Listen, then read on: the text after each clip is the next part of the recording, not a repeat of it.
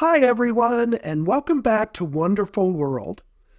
About 4 months ago, I gave my giant day gecko, Carl, a really nice upgrade and put him in this 18 by 18 by 36 inch zoom-ed skyscraper terrarium. I did a previous video on that, and if you haven't seen that, you might want to watch it before this one to put it in context. But today I thought I'd do an update on this vivarium and how Carl is doing in it. And while I'm at it, I'll also go over some of the feeding ledges that I've used and what I like and don't like about them.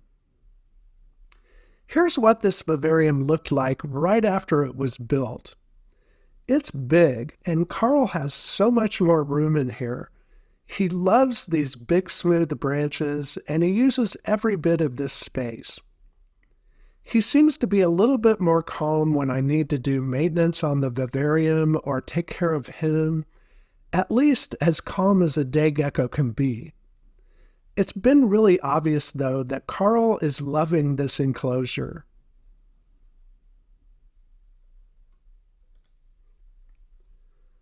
I used a ZoomEd mercury vapor bulb that provides heat, UVA, and UVB all in one bulb. He does spend time basking under that and moving to other spots to thermoregulate. What I really like about this light is what the UVA does. Carl is probably the most stunningly beautiful animal in this room, and the camera probably doesn't do it justice. But having the additional UVA light shows off Carl's beautiful colors so well. It just makes all the shades of green and blue really pop.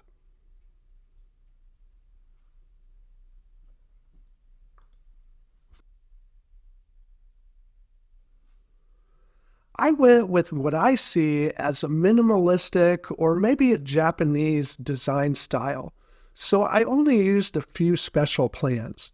A lot of moss, one fern, and two big Dieffenbachias.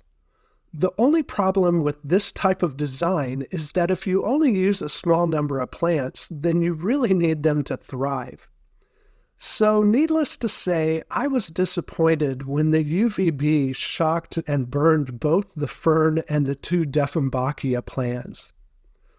Once they got over the shock, though, the Dieffenbachias seemed to be making a comeback, so I'm happy about that.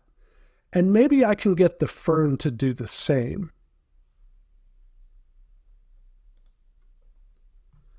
I put black window film on the back and sides, and that's a look I really like. But it's also something that makes any mineral deposits on the glass really stand out. And being a day gecko, Carl is naturally very skittish and easily spooked, which makes cleaning the glass on the inside very challenging.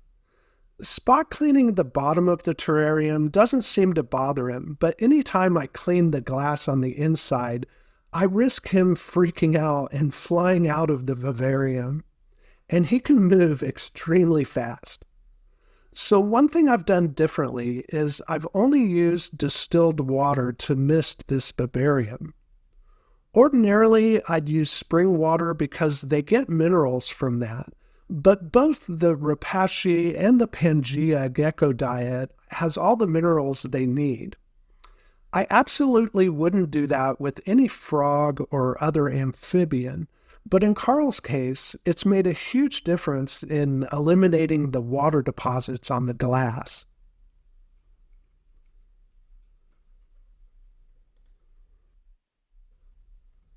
In Carl's previous vivarium, I used a feeding ledge that sticks to the side with a suction cup.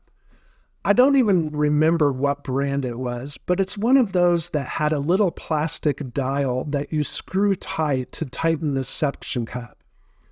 Carl seemed to like it just fine, and it did everything it was supposed to do, with one exception. At least once every month or two, the suction cup would lose its grip and the feeding ledge would come crashing down. I was never in the room when this happened, but I'm sure it was a frightening experience for Carl. And it was very frustrating for me because it would always happen right after I fed him, And when it would fall, I'd come in to find the food splattered all over the place. And like I said before, as skittish and easily as spooked as Carl is, cleaning the inside of his vivarium is difficult.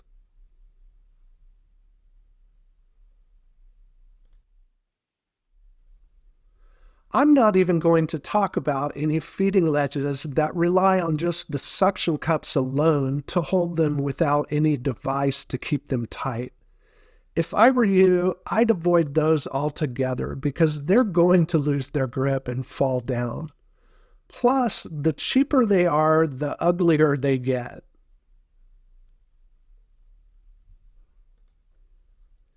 In any case, I was sick and tired of the suction cups, so I decided to try this feeding ledge made by Magnaturals.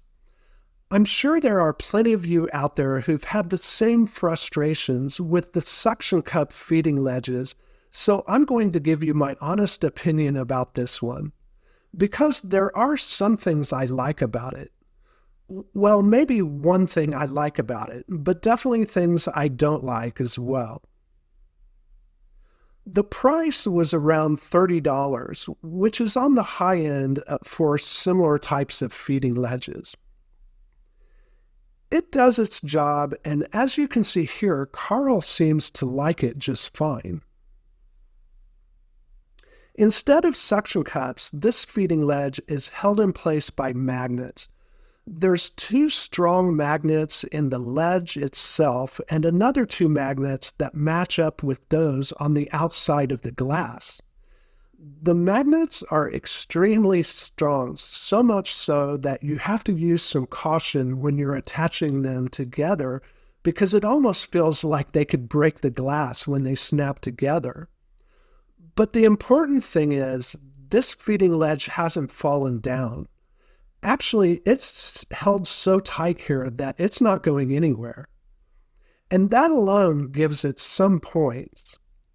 But I'm definitely not in love with it.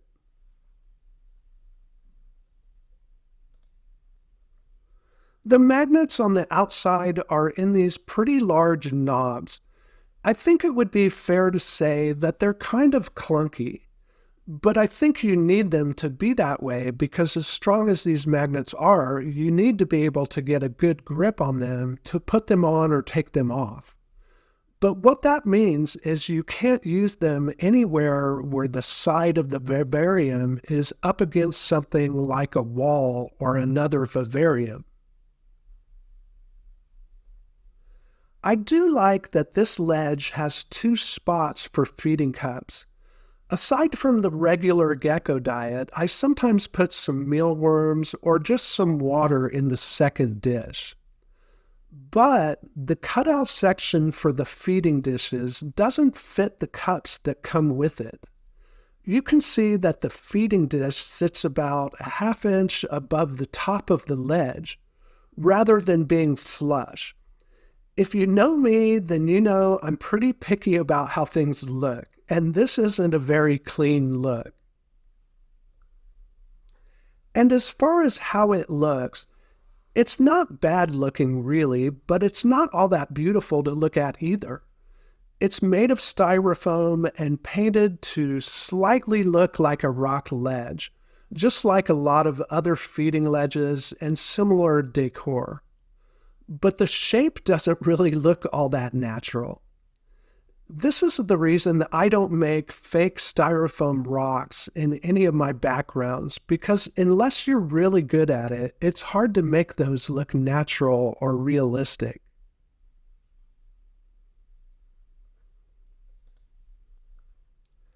As a comparison, for my crested gecko Morgan, I've used this mushroom feeding ledge made by Zilla. It feels like the foam it's made of is much more dense and solid.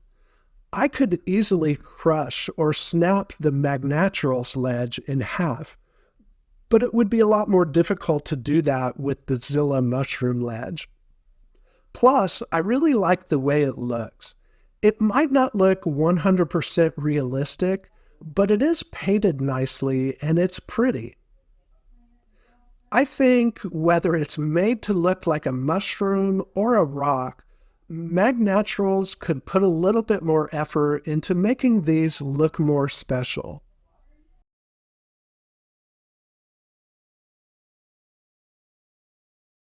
I know I'm being picky about the aesthetics of these things, but think of it this way. This terrarium cost around $200. The lights about $150. I spent around $50 for the plants, and then there's the cost of the material for the substrate and drainage layer. And on top of that, I put a lot of time and effort into foraging all of the moss and finding this beautiful wood. So a lot of time and money went into designing and building this vivarium to not only be functional, but to be beautiful as well. So why would I want to put a feeding ledge or any other decor in here that doesn't meet that same standard?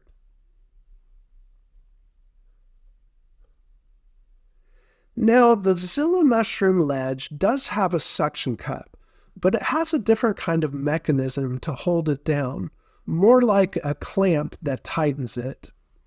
In Morgan's vivarium, it's fallen down a few times, but nothing like the other one that I had for Carl.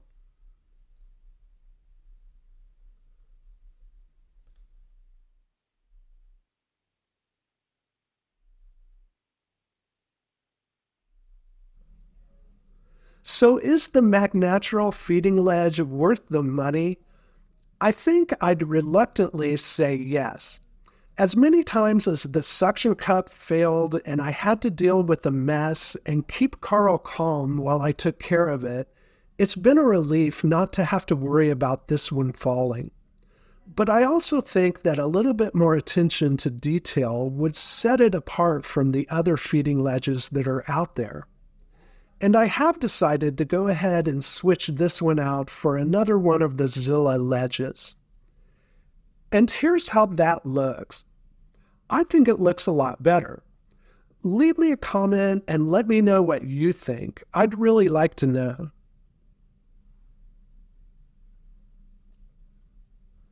Plus, I have an idea about cannibalizing the magnets out of this ledge and making a different awesome vivarium decor with it.